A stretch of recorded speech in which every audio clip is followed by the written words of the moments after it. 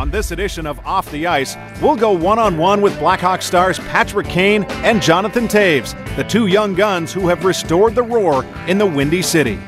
Pat, who inspired you as a kid?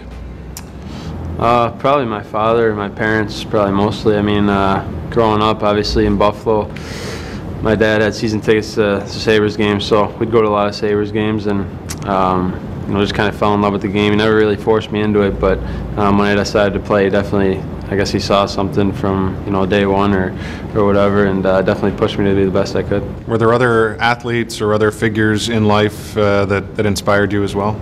Yeah, I think, obviously being a Sabres fan, I think growing up you're watching guys like LaFontaine and McGillney, and that was in their heyday when they were just, on fire back then, so they were fun to watch, and them two guys stick out. I mean, obviously guys like, Gretzky. I remember growing up, I was a big Joe Sakic fan, so it seemed like whoever was hot in the day was my favorite player.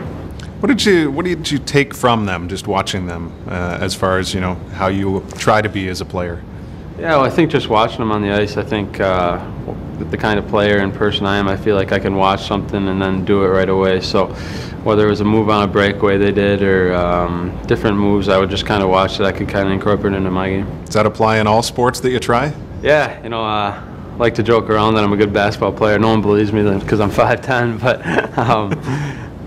and then I can't hit a golf ball for anything, so maybe it's just hockey, I guess. You can't hit a golf ball? No, I know. Come on. I think the problem is I'm a lefty in hockey and I'm a righty in golf, so it's a bad start. Yeah, that could be. Now, if you were then to be a two-sport star, if you could pull it off, you would want to try basketball? Yeah, I think basketball would be my sport. Yeah. Point guard. What's that? Point guard. Very good. Any other sports that that you want to dabble in and maybe get better at?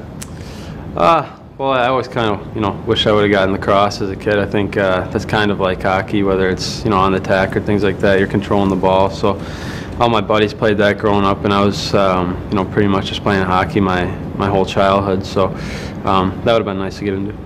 But you've got a neat basketball connection. You're in a terrific market for history as far as Chicago and the Bulls. Were the Bulls your team at all growing up, or?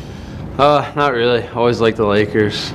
Big Kobe fan, actually, so he's fun to watch. Anytime he comes into town, I try to get to the game to watch him against the Bulls. And obviously guys like LeBron and the Celtics are fun to watch, too. Actually, in Boston this year, we were playing the Bruins the next night. We came the night before and went to a game and watched LeBron against the Celtics, so that was pretty cool. But you've got a connection to a recent #1 pick as well, who was also born in Buffalo?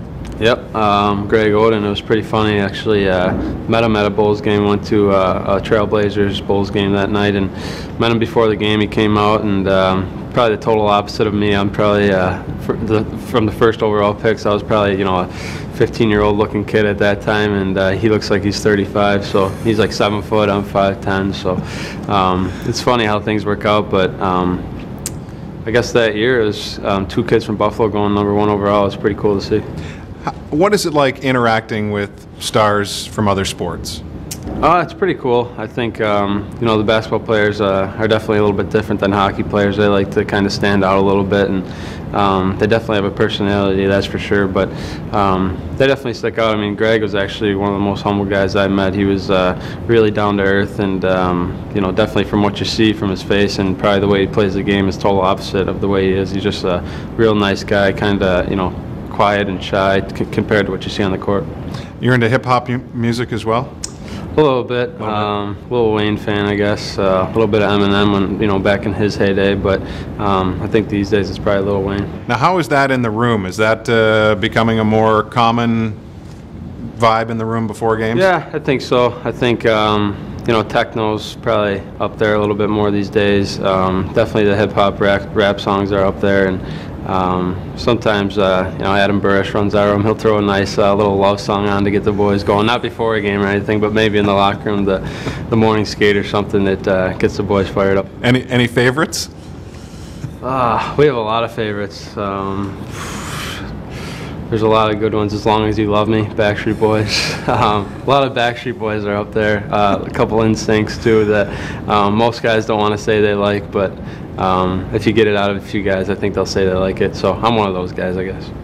Is that played when the media is actually in the room, or do you have to make sure the doors are closed at that time? Yeah, no one's around. It's probably when me and Burrish are in the car or something going to the rink, but really never around the media, or probably not around the team that much either, because if they hear that, then they'll probably give it to you a little bit. So does arena rock need to change then to keep up with what the guys are listening to behind closed doors in the room? I think that's just a couple of guys. I think I'm a little bit different than other players. I'm sure most guys won't admit that, but I'll be one to admit it.